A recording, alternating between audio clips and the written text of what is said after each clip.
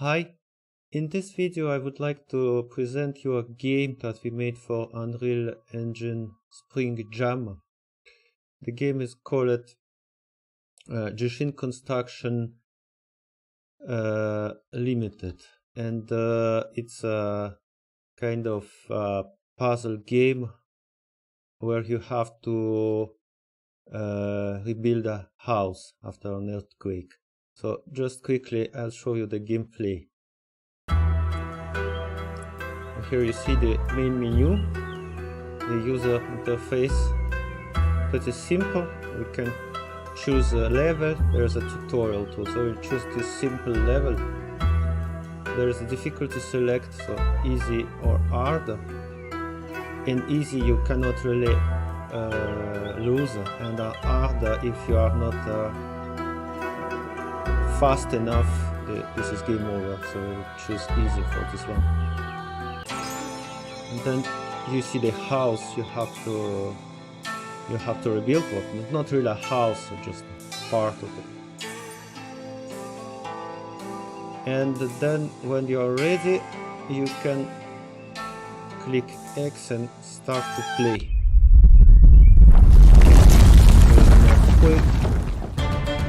And then you have to rebuild it. So to rebuild it, we will click on the fallen parts and snap them back where they belong. Of course, I remember pretty well now this house. It's easy for me.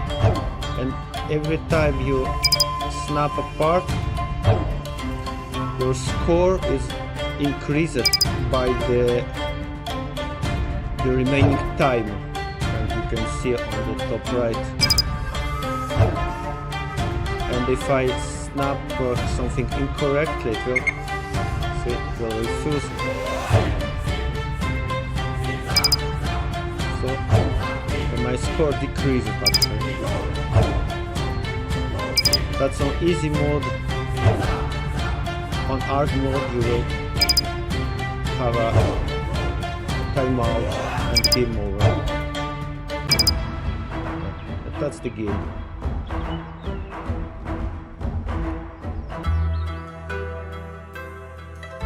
There's a tutorial and 4 levels of increased complexity. And now I would like to show you how all this is made. Well, first of all, the general structure of the levels. So we have a main level which contains the sky and the player and the audio, stuff like that.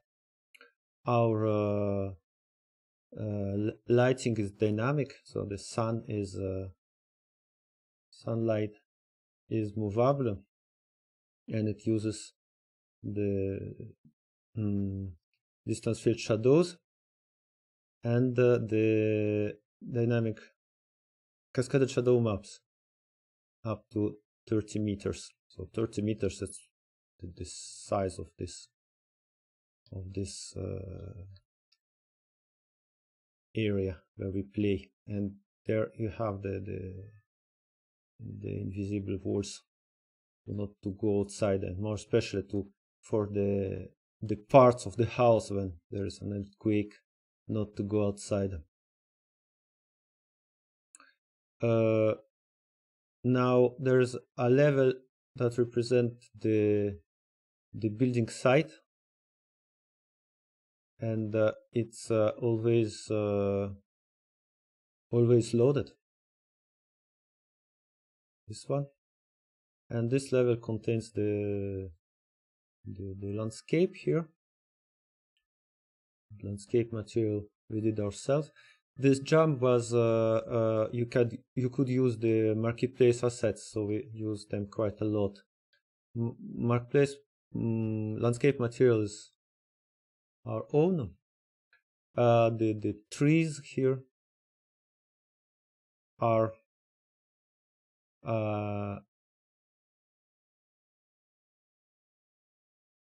it's locked. Sorry. The trees here are from all the vegetation is from the marketplace, from different packs. Oops. And this one was a free asset. And also the building seat props was a free asset. And we also created some of those props ourselves. So those fences, those structures here, and the containers, those modular containers, and yeah, and the different decals also. For example, here we did that ourselves, and that for the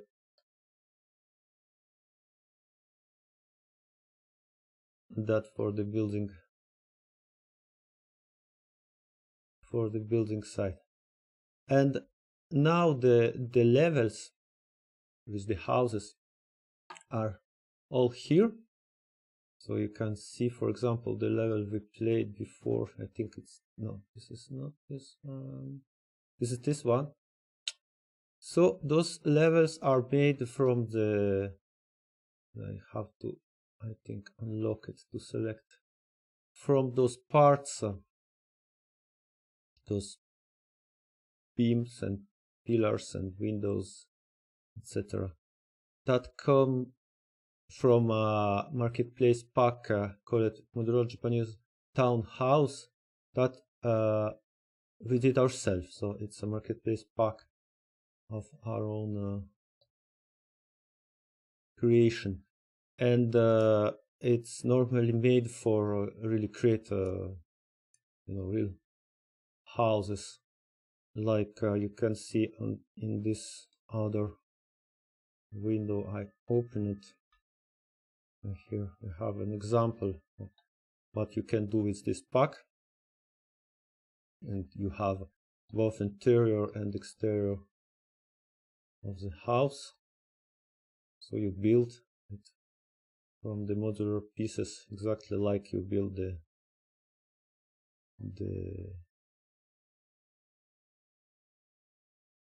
the house and the other little game. And we actually took parts of of those example maps. Those are example maps that come with Modular Japanese Townhouse pack. So for example, this facade of this house is one of the level in the little game. And yeah, now I'll show you so how this thing works. Well, it's pretty very heavily modular, I would say, and to assemble it easily, it uses a plugin that is also available on the marketplace, and it's called Modular Snap System plugin, also done by us. And so it snaps the pieces together, the actors, meshes together at precise and specified locations. For example, if I take this beam, I can move it here, and you see it will snap like so, or like so. It's like in the game without the preview. And this is possible. The plugin will look in those meshes for the specific attachment points. For example, here you can see one called rail, and here you have an opposite one. So if you put them nearly, it will snap. And this is done by this plugin. And those attachment points are simply static mesh sockets defined on the mesh. So all you have to do is that define those sockets, and then the plugin in the editor does the rest. I will put it back here. So the level of the game is composed of a certain number of those pieces that make example house. Those are attached to an actor that is called Machiavelli Manager, and all it does is to keep the list of those actors. So when the game starts, it will fill this list from anything is attached to it. Will look, everything is attached, and that remember the actor and its original transform, and actually it will detach it after all. Those are actors are movable.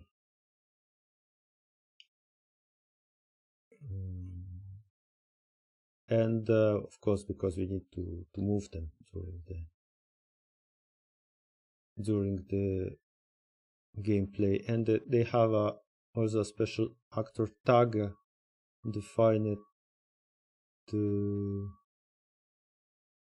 the component defined here, movable, so we really know that we can move it.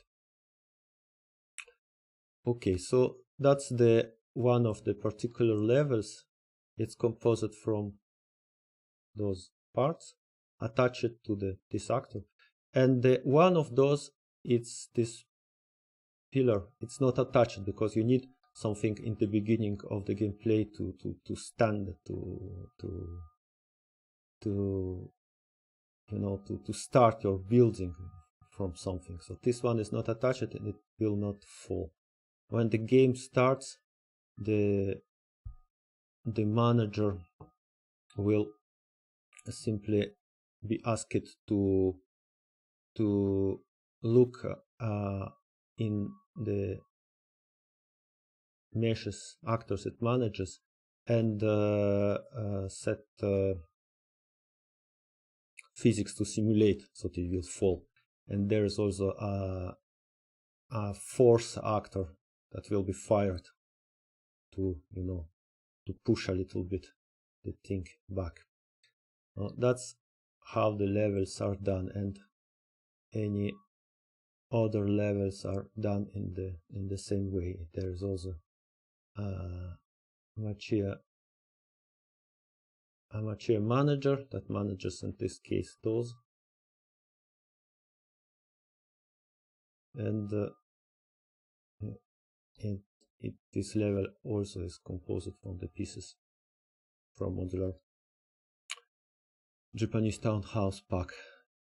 Now the gameplay code is all the gameplay code, more or less all, is located in the player. So we have different game states, from main menu to initialization to the earthquake. So those game states are represented by an enum. You can see here, main menu, init, and it's when you in the beginning can look around. Starting is the earthquake, started is the gameplay itself, and two ended states, success and failure. And this event set game state, it will assign the variable, fire the event to notify if someone is interested to know that the state of the game changes. Typically it's the UI and also the tutorial actor, and then it will execute for each state its own code. For example, well, when the game starts, it will hide the menu and change the music, and then when the earthquake is launched, it will play the sound of the earthquake, also change the music, and play camera shake, wait a little bit, simulate the I call the Match Manager simulate event that we've seen before, that will just put everything to simulate physics, reset score, and then fire those two, we have two of them in this case, but fire those forces to make the house fall better, and etc. And when after a certain delay, when we think everything is fallen and the music earthquake sound finished to play, 3 seconds, we will here directly pass to started state. In started state we need to rebuild the house, so we initialize different variables related to the timeout, change the music again, and finally for the level clear or level fail, we will calculate the score, change the music, and show the menu. And for the fail, more or less the same thing. And for the main menu, we will show the menu and change the music. So you see, that's the main, if you want, game loop represented here. And those this event is called from different places in the actor. And here you have the begin play, for example, which will do anything we need to do for the save game. The top scores are saved actually. Initialize different user interface widgets, and then initialize the audio. So now that's all pretty easy. I would like to talk a little bit about how the gameplay itself is implemented. So for example, we have which one? Wait, the simple level here, and I can just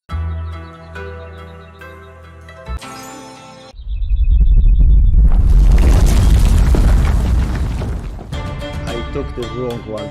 So as you remember, we will take a part, approach it to the house, and we will see this preview, and if the part is placed correctly, which was not the case, it will stick and the score will be augmented, increased. And here it was decreased. The score will be updated in according to the remaining time. So if we build quickly, the score will increase, and if you build slowly, it will decrease. So how it's done? In the player, we have another graph here. That's this one. That's if you want the gameplay, when the game started, you have to rebuild the house. So it uses another plugin that we're developing now. It's work in progress, but I hope it will be soon on the marketplace too. And it's the runtime version of the Modular Snap System plugin to use it in game. So it uses exactly the same system with static mesh sockets on the actors, and it will do exactly the same snapping only in game. So at the moment, the plugin, the interface is pretty straightforward. It this particular node, the snap actors. This one receives an array of actors that you want to snap, and in this case it's just one actor because we only move one part at a time, and it receives some settings and a parameter if we really want to snap to move the actor to the required location, matched location, or if we want just to test and give a result. The result is given two things. Well, if is there something in the vicinity of the actor that it can snap to, this return value, and the result is a struct which which says which socket on the moved actors match which socket in the world, in the other actors in the world, and it also gives the actor transform for the moved actor to you know where it should go to align correctly. But those are structs too, so there are different information about the sockets. We are interested, for example, in where it is located and the component it belongs to, so we can know the actor it belongs to. That can be useful, and there are other things too.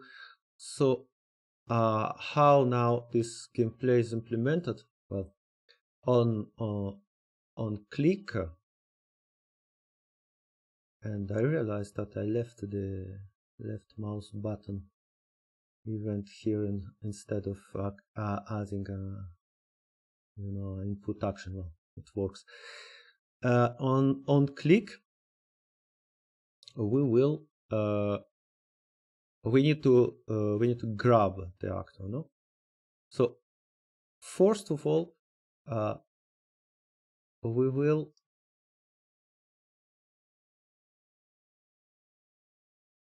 where it is, yeah, here. First of all, we will simply grab it. So grab is implemented using where it is, a physics handle. So we have a physics handle component, and we have an actor here attached, component, I'm sorry, scene component attached to our pawn, which defines where we grab. And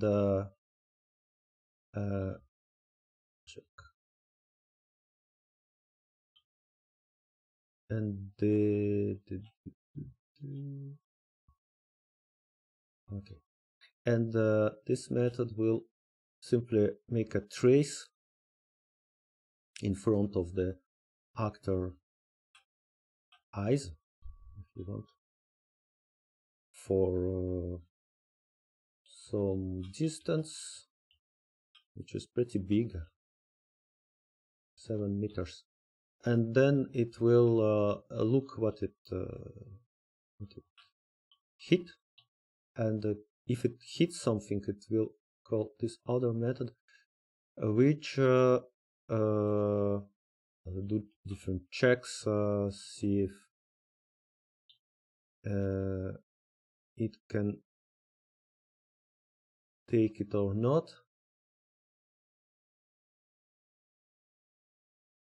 In the end, the important part is that the actor has this tag we put on it, movable. And if this actor have this tag, and well, it's the case, if we test it only, then we just will return yes, we can pick up.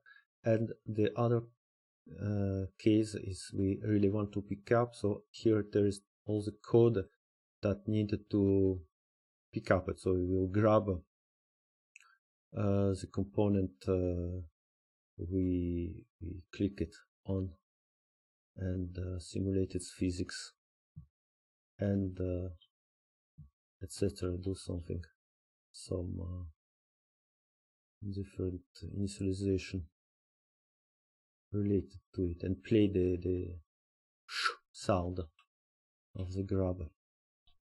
And then to hold it, we will every time in the tick method update the location of the physics handler using the location of the pickup. Actually, it's like second or third time I did this stuff, so I followed a tutorial to make this thing. Probably there is some more clever way to do it. And yeah, that's it. So now how we place it, how we snap it, that's also is initialized this in the click method. So when we here it is, when we have something and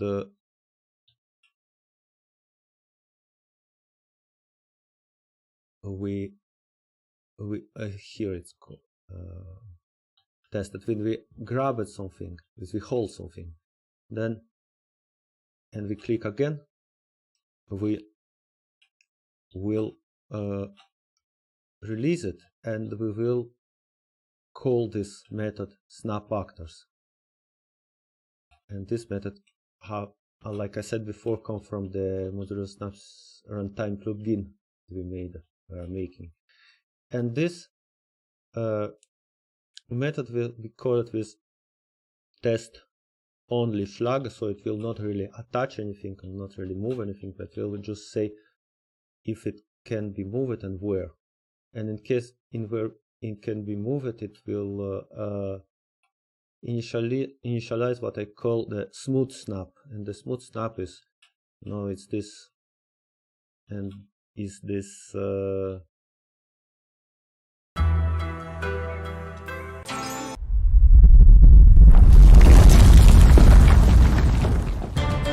is this effect when you release it and it smoothly goes where it should. And this smooth snap will be played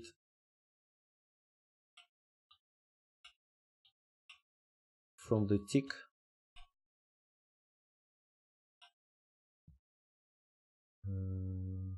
Here it is. So if the variable smooth snap is set, it will simply use a lerp transform on the actor until it arrives on the location, and it will use the snap result parameter, a snap result structure that was calculated before by the Modular Snap Runtime plugin.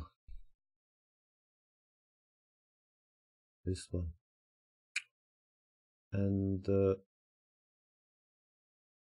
so when it arrives on the target location, it will check if the location is correct or no. As you've seen before, we can actually until here it will just propose everything that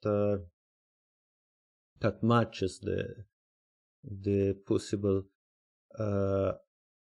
attachment points.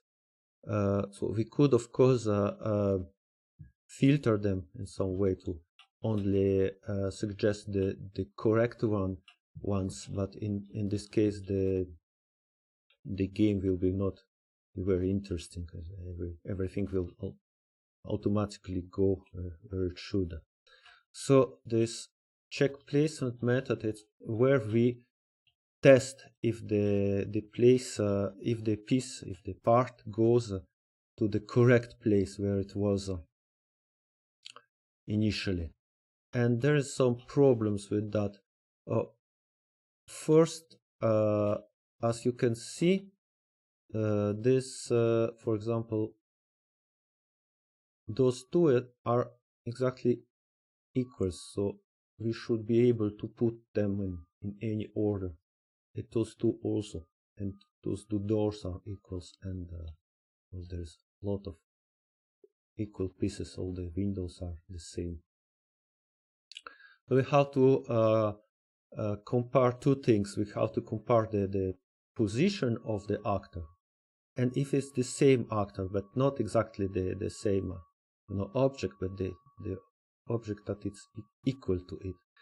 And for this we have this machine match method, which is implemented as machine manager actually, because machine manager holds the list of all the actors it manages and their initial transform. So this transform, they are in the beginning of the level, and what this method do simply looks if the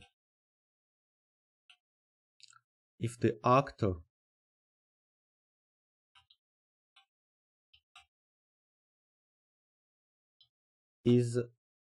has the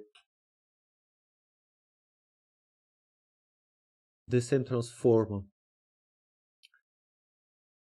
I'm sorry. So I restart. Which it receives an actor. That's the actor we just placed, and it will first in the list of the managed actors find if was something placed in the same place, not especially the same actor, but any actor from this list that had the same transform, and then it will check if those two are equals. So for example, if you take this one and place it here, it should work because they are the same. And for that we have this other method. This is a little bit bigger. It should be, I think, more object oriented, but it's made like this. It will compare classes of two actors, and then for each particular class it will compare them differently. So for example, all the actors from the Japanese modular house pack are blueprints, and they have different properties, like where are we? Here, for example, this one, it have two sides, and you can change the wood material. So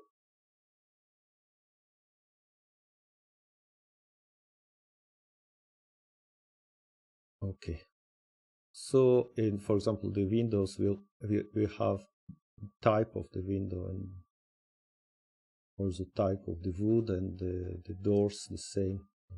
All of those blueprints have those different parameters, so you have easily change the appearance. So here what we do, we take for example two of those beams and we compare their wood of both sides and their size, length, and if all those are equals, we consider it's the same, and in this case we will return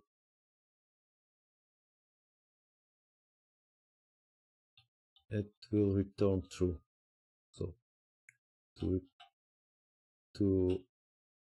repeat it again, we will first find an actor in the same place, and then we will check if the actor is equal, so it looks the same. And then if this is true, we will do a number of things. So we'll increment our counter, to know where the level ends. We'll add a tag to say this actor was placed. We play different sound, change the material, and we will update the score by adding the remaining time, but only when it was added for the first time. So if you continue to detach or reattach the part, only the first time the score will change it. And then we will check the success condition if the counter and the number of parts we have to place is equal. And if this is true, we will set the game state and ended success.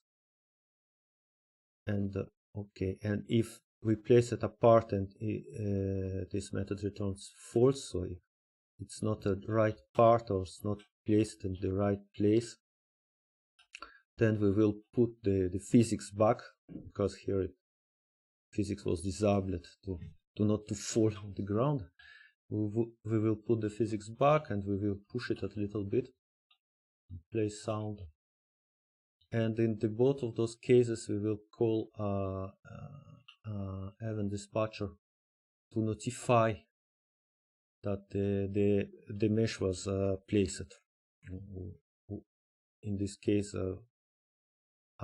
with success, and in this case is failure, and the delta score we will give it here. So that is used mainly by the user interface to show the score and show to this little floating score effect. And yeah, that's more or less how this thing works. And other interesting thing here is probably the preview. This green preview you see. I'll show you again.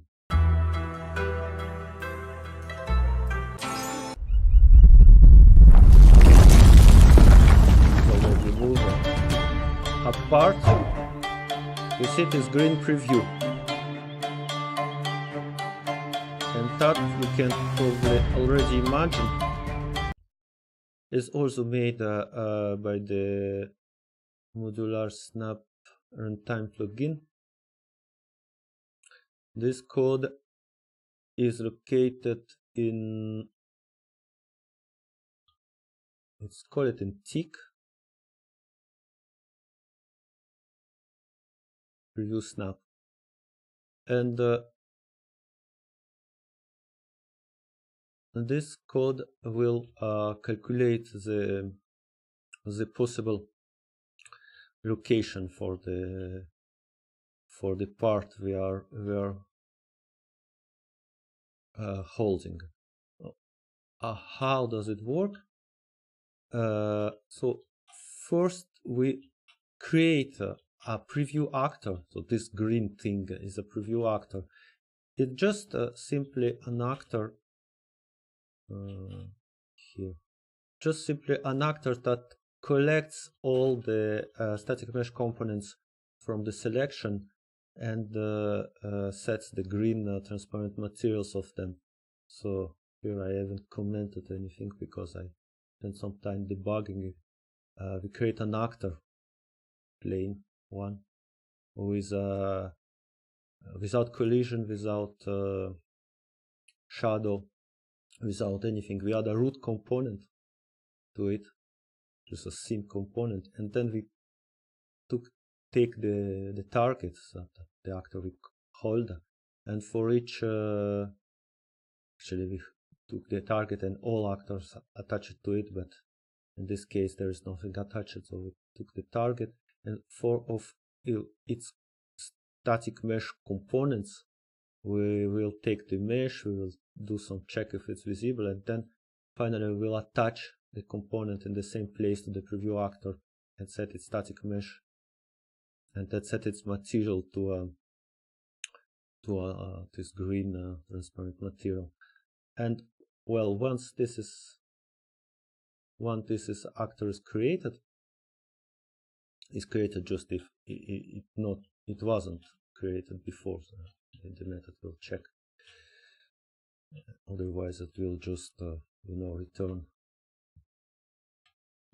this that exists already. And once it's created, we will try to snap it with Modular Snap Runtime plugin, also in test mode. And if it can snap to something, we will smoothly move it in this location using transform interp 2.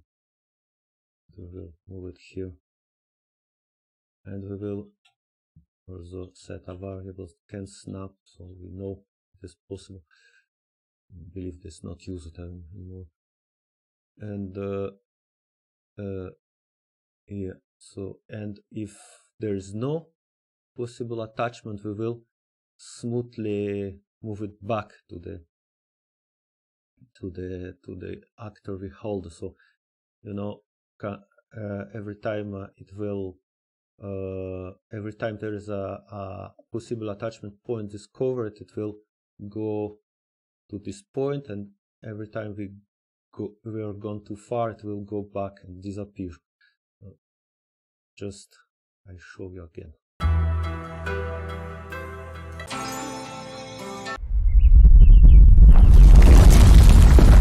For example, I will take this one,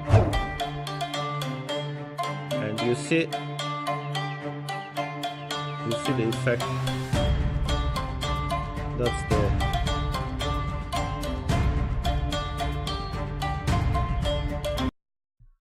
That's the interp 2 back and forth. Where's another one? So that's how the preview is made. And well, that's more or less everything I have to say about that. And probably the last thing that is interesting to show is the user interface. So user interface is split in different widgets. For example, the main menu is a pretty complex one. So you have here different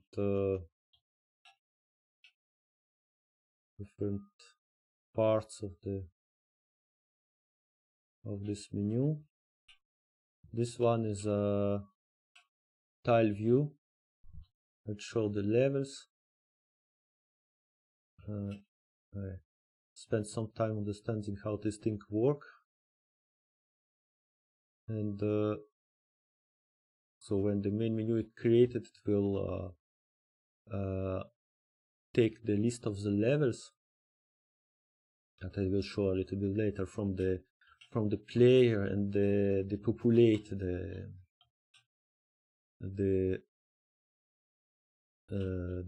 tile view. And every time you return in the main menu from the game, like when you finish the game, it will repopulate it. This is needed because you need to update the top score. And when you hover, it will update this part here. So those tile view items here, they have different items. On click it, on hover it, and themselves are implemented as buttons. So on click it, they don't give up, they don't propagate, but on hover they do. So when I hover over one of those buttons, I will update the information about the level. And when I click on it, I have to, what I made is that I passed the reference to the main menu itself. So when I click on this button, I will call open-level method on the main menu, which I would prefer not to do. I would prefer to directly be able to intercept, I mean, to receive the onClicked on the here in the main menu, but the button here will consume it, and I didn't want, especially for the short time we have for the jump, to implement my own buttons, so I did it like that. And the other interface we have is the gameplay interface. We have different parts. This one is the end screen.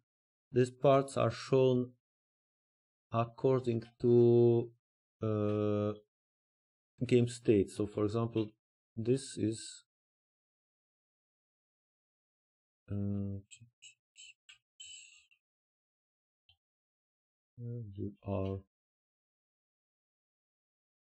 this is the results panel, and it will be shown its visibility is bound to this method, which will look the game state of the player and show it only if the game is ended. Otherwise it will be hidden. It works like that for everything. And yeah, another interesting actor here is the floating score. You know, the little score that appears notification when you snap a part. So it's just a overlay with the text, and there is a little animation that it disappears like that.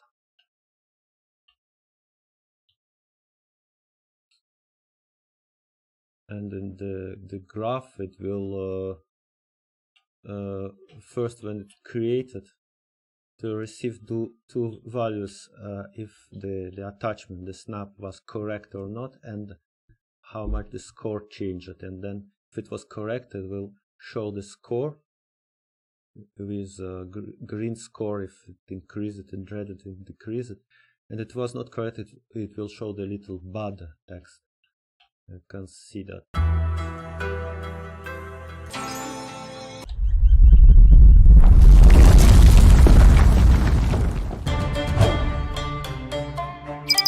Here.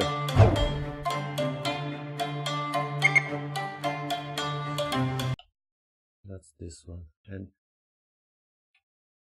this one is created somewhere in the UI gameplay, I think. Yes, it will be created in the beginning. We will make an event handler for the event snippet event. As you remember, we seen that one before, and when something is snapped, is attached, it will create this little floating score widget and place it to the location of the socket we attach it to. So in the case of those, for example, those pillars, they are attached to this socket, so it will appear, you know, here in the world, on the screen, and on the location corresponding to this.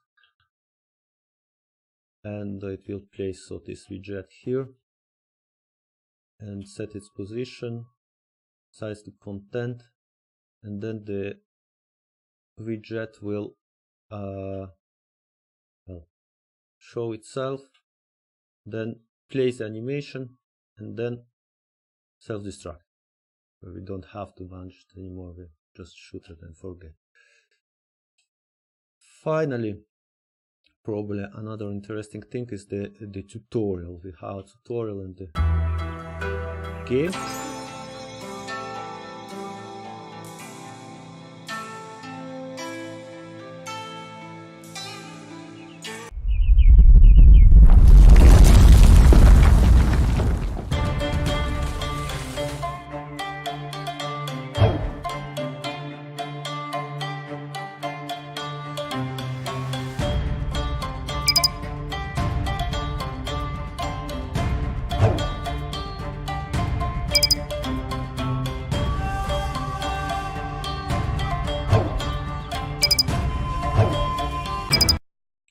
So this one is a simple widget with a text field that will show the text of the tutorial and the next button. And basically here we have a method called showText that will be called by tutorial actor that I will show you later.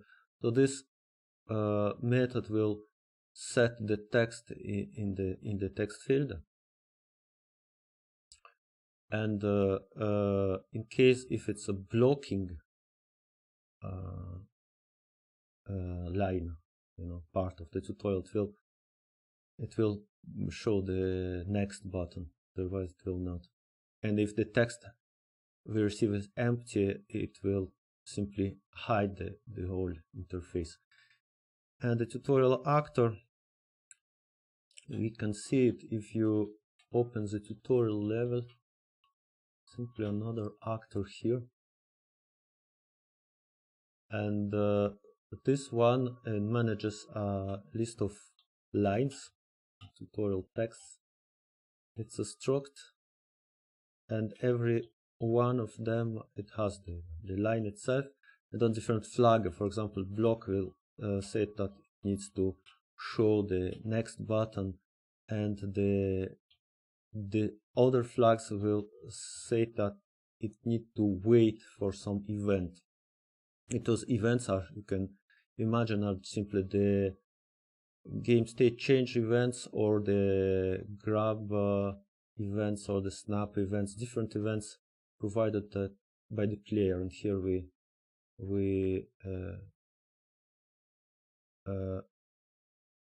oops, will it crash? Here we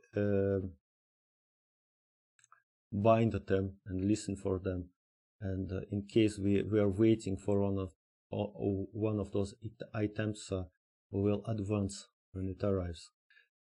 And in case we are waiting for the next button, we will wait for the user interface that called the advance method.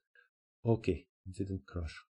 I don't know what happens, but I can bet there will be a lot of red in this. Yeah, that's a real engine for you. Okay, so that's how the tutorial actor works. So there's advanced method, event, and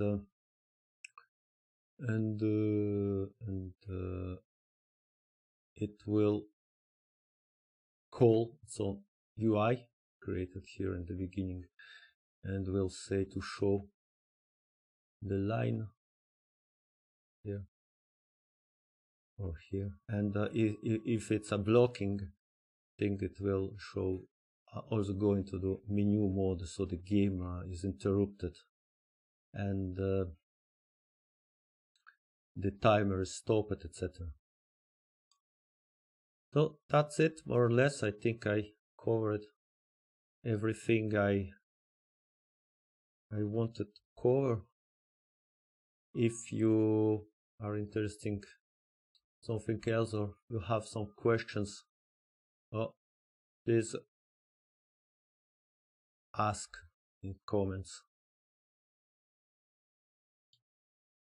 That's it. Thank you for watching, and goodbye.